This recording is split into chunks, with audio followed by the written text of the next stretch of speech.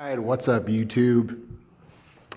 I thought we'd take a quick look at our 2018 Can-Am X3 XRS.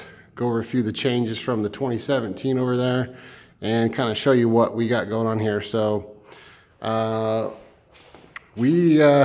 couple of my crazy friends decided that they are going to run the 50th anniversary of the Baja 1000 and they wanted a pre-runner.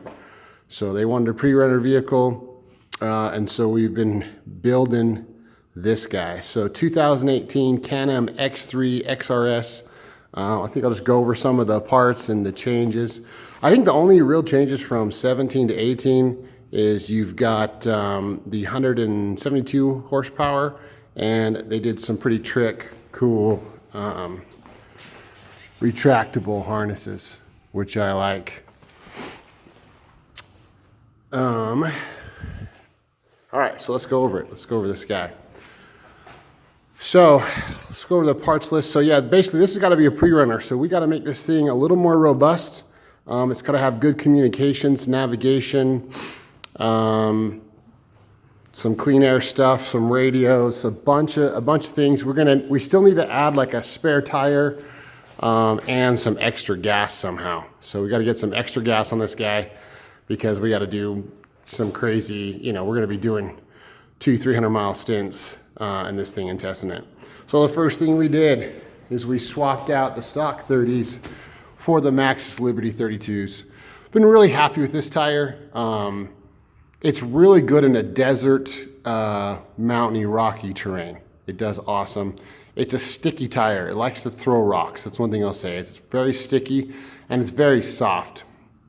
So this tire it wears pretty good. You're not going to get as much life out of this tire as some other tires, but it has great performance, and it's an 8-ply tire, which it just is so resistant to punctures. We've been on the trail with these and really just beat the living crap out of them, and I've had no sidewall damage, no punctures of any kind over the last year running these Maxxis tires, and I've been really happy with them.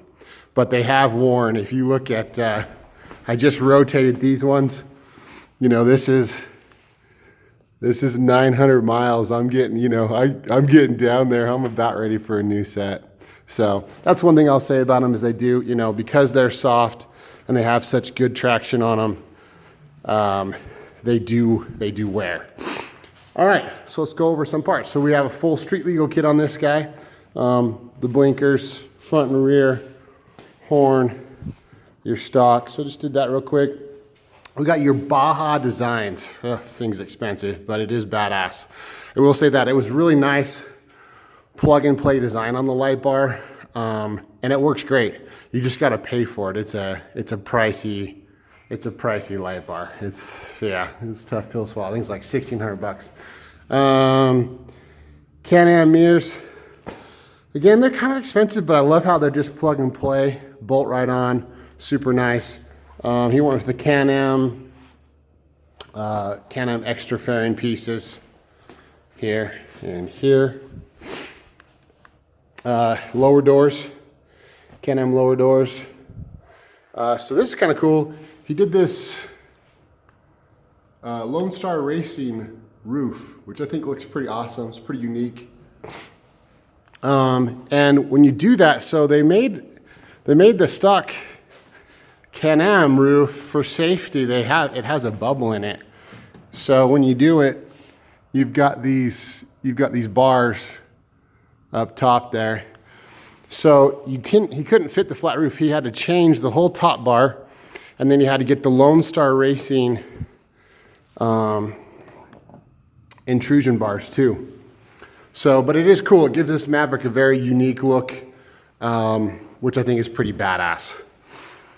Let's go around to the back. So we did the full Fox race tune on the suspension on this guy. So it's all set up on Fox's settings for the two-seater. I love the two-seater geometry. Definitely so the four-seater is cool. It's big, it holds 4 people comfortably, but if you're into like pure sport riding, the two-seater is just like the perfect size. It's about a foot longer than your Razor two-seater, and then it's wider. It just seems like the perfect like stance, the perfect size buggy for just going out and ripping. So I really like it. Let's go around the back. As far as the drivetrain and power, we left everything alone. It just runs so good. It's got a lot of power. Why mess with it when it's not broke? It's just the clutching, the engine, it just works. The second you start messing with that stuff, you start having problems, and it's got to stay reliable. Snb Particle Filter. Love this guy. I swear that's like the first mod I do now when I buy a Razor or Canon Maverick. The first thing I'm going to do is do an Snb filter. You know, I don't know any of the guys over in Snb, but that product is awesome. It just saves you from having to clean your filter all the time and just keeps all the dirt out of your engine. And I just think it's dope. Let's take a look at the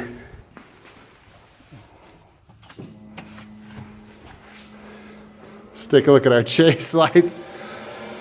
I don't know why, but I freaking love these chase lights. They're just fun. I don't know, it makes me feel like a little kid. But it is cool. People know where you are if they're coming up on you. Out in the Baja, we legit have a good reason for having them. But yeah, love the chase lights. Freaking cool. Cool accessory. Kind of expensive again, but they are pretty badass. So check those chase lights out.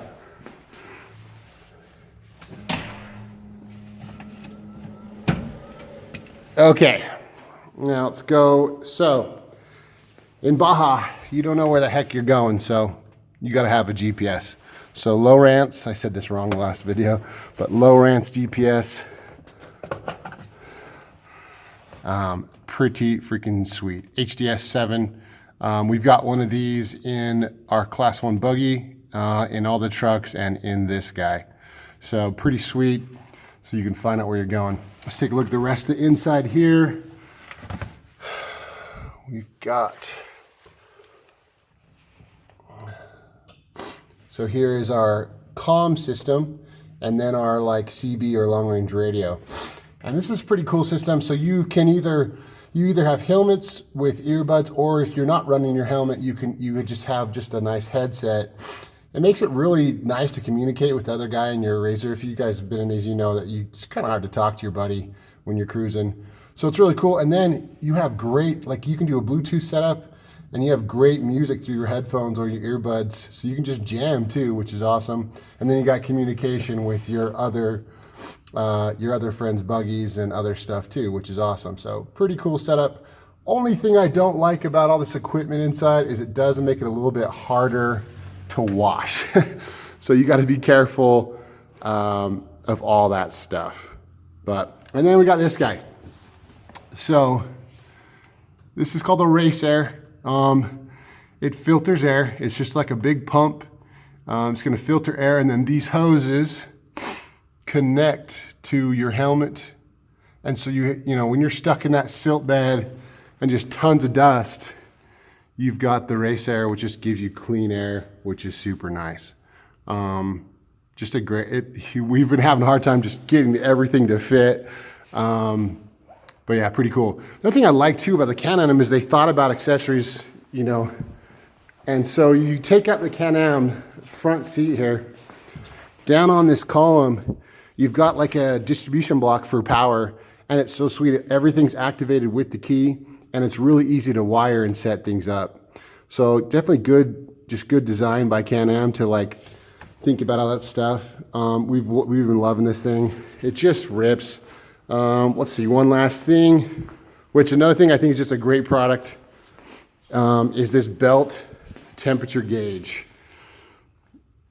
I can't even remember who makes it. Dang it. I'll put a link in the description though. But awesome gauge. I think they're like $200, $250. We had two guys this weekend at the dunes with brand new Razors with so many parts on them that they both were having clutching and belt problems. One guy blew a belt, and it was just on like the most simple hill. And I'm sure it's just because either his clutching was just not set up good at all, or he just didn't realize it was getting hot. And that's one thing I'll say about the gauge is it's nice to, there's certain times where you just don't know your belt is getting hot. And with these, they almost never get hot. The cooling and the belt stuff on these things, they have a green, yellow, and red light on there, and then they have the actual temperature. It's an infrared It's kind of like your cooking thing, like it's an... Sorry guys, my phone cut off, but yeah, so it's an infrared thing that goes right on the belt, and it gives you a warning. These Mavericks have never really got hot. They've been awesome, but if they do, you'll know. And that will just save you all the time and hassle and all the money. I mean, belts are $200, so buy a gauge so you never have to buy a belt again. Anyways, guys, there's a quick walk around of the 2018 Canon Maverick X3 XRS that we're building to pre-run. I got a few more parts that we're going to put on it. We'll revisit this, and we're going to have some cool videos coming up of kind of some Baja stuff. So anyways, hope you guys enjoyed it. Please like and subscribe. Appreciate it. Thanks, guys.